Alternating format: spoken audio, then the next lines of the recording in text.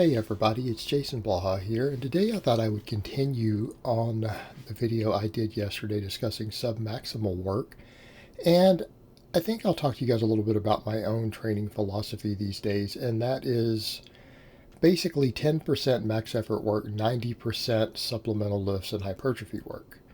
And of course, when I say max effort work, I don't even necessarily mean the classic lifts. It really varies a lot. Now, lately, have I been doing squat, bench press, conventional deadlift against chains, and just rotating different chain weights a lot? Yes, absolutely. Was I doing a wider variety of max effort lifts throughout the year also? Yes, absolutely.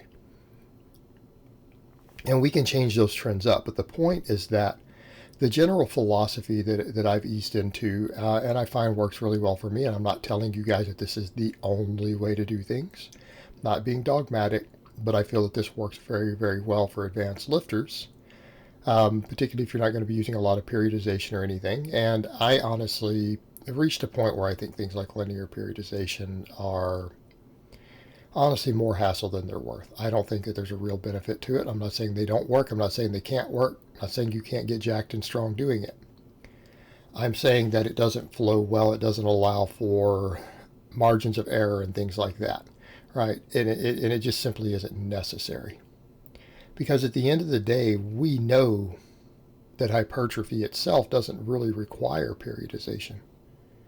Right, hypertrophy doesn't require periodization. It requires fatigue.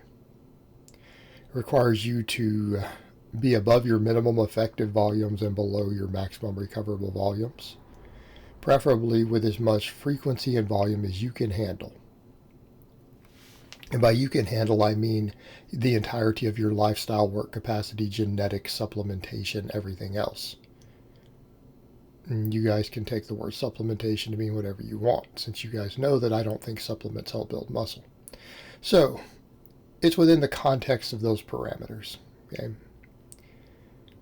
Hypertrophy does not require periodization. It's usually performance elements and dictating things like that we use periodization for. So let's come over to the point. 90% maxing out. Now, in my case, that means maxing out pretty much every day. And it constitutes 10% of my work sets would be peaking up to a max. Everything else is volume. Everything else is volume and hypertrophy. Now, I max out on a variety of lifts. And I think that is essential. I think that's the best way to get all around strong. I think it's the best way to max out frequently with the lowest rates of overuse injury. Also, it teaches you to find your groove against stuff. If you're constantly changing the load, and the load meaning the strength curves, because you're doing bands, chains, different bars, different awkward lifts, you have to learn how to groove. You have to learn how to max against new stuff all the time. All right, that teaches you to just get strong. Because let's come over to the point. Sports like powerlifting and most other sports, any sport that requires brute strength, hitting somebody on an American football field, rugby. We could argue things like other contact combat sports. Not saying skill and speed don't matter, because they obviously do. They're obviously enormous factors in those. Brute strength helps too. And by brute strength, that means not necessarily your ability to push against a machine. Brute strength meaning your ability to just grab and pull and push against awkward loads. Anytime you want, any sort of awkward load, and do it really, really hard. Okay. Having big grip strength. Having stability. Okay, that's all brute strength. This is the best way to build brute strength. You're maxing out against awkward different loads all the time. And having to hit a max against a truly heavy weight very, very quickly, just ramping up to it. You just find your groove, meaning you just find your levers. You find your bar paths. And that's the same as if you're in any of these other things that require brute strength.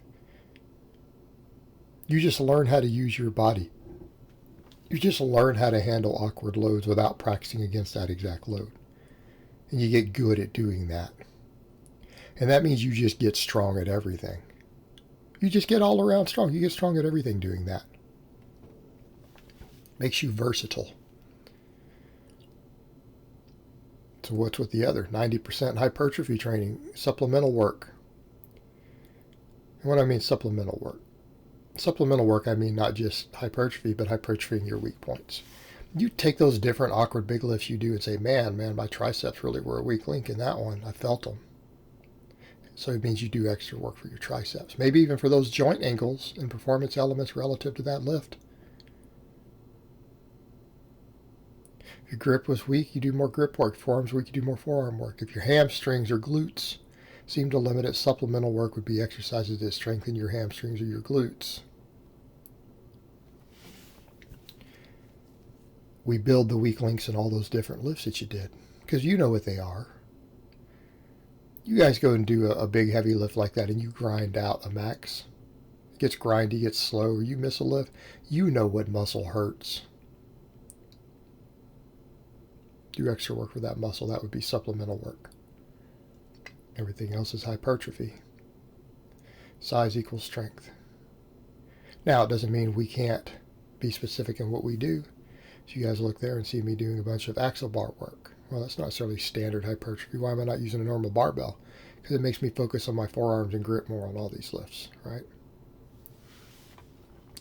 Builds wrist and forearm stability and strength. Okay.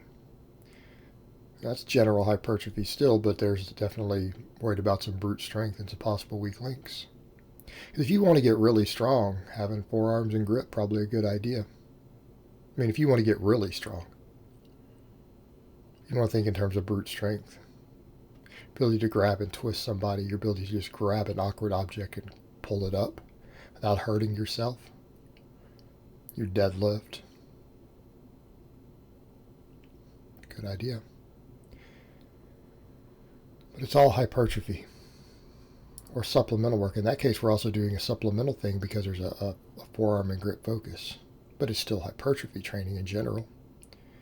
A lot of volume. A lot of volume.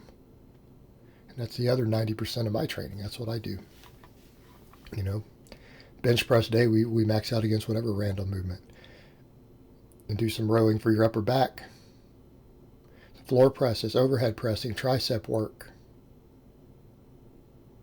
And a lot of it.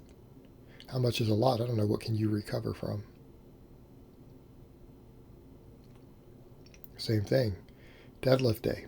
You know, max out on a random deadlift. Doesn't matter. And train all the muscles involved. What muscles are involved in a deadlift? I mean, obviously every muscle in your body, but there's a definite bias towards your erectors, hamstrings, glutes, traps, grip. Do a bunch of training volume for those things. Thicken everything up. Because here's what we come down to. Where does just straight brute strength come from? Not technical strength, not performing a perfect clean and jerk. Brute strength is a matter of hypertrophy. Okay, size equals strength. Or strength potential. You can only lift as heavy of a weight as your muscles are big enough to lift. Because all your contractile force potential comes from hypertrophy. Yes, I know it varies from person to person, but that's genetic. You can't change that. Okay, that's the thing that people don't understand. We're talking about training, not changing your genetics, not having surgery to change bone or insertion points. I'm not talking about genetic engineering. We are talking about what can you do with training. Okay, the single most important factor in your strength is muscle size for you as an individual. Okay, that is where 90% of your strength will be determined. So if that's the case, we're already maxing out, then you better get big. You better get big. You better get as big as possible. The only way you're going to do that is with training volume. And the two feed into each other. It all works together. It all works together. There's a synergy between the two. But there's obviously a very large bias towards the volume, the hypertrophy work. And notice I didn't say hypertrophy range, hypertrophy work. Volume, training volume. That's not just rep ranges, that's exercise selection. Why? certain exercises you can handle higher volumes than others. There's stress, stimulus to fatigue ratios, right? We have to look at those things also. So that's my general philosophy these days. 10% maxing out, 90% supplemental work and hypertrophy training. All right, guys, but that's really all I have to say on that today. I hope it's been informative, and I will talk to you guys next time.